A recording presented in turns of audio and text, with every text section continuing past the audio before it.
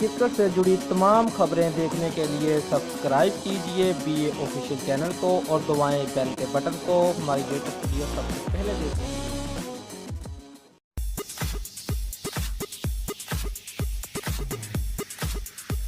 T10 league کے منفی اثرات IPL پر پڑنے لگ گئے ہیں۔ فرنچائز کے لیے اسپانسر کی تلاش مشکل ہوتی جا رہی ہے۔ اسپانسر نے توقعات پوری نہ کی تو ٹیموں کے نقصان کا تخمینہ بڑھ جائے گا۔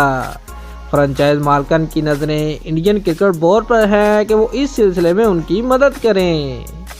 انڈین کرکٹ بورڈ سیکریٹریٹ نے وعدہ کیا تھا کہ وہ فرنچائز کی معاونت کرے گا۔ اب 9واں سال شروع ہو گیا ہے لیکن فرنچائز تمام معاملات اپنے بل بوتے پر چلا رہی ہیں۔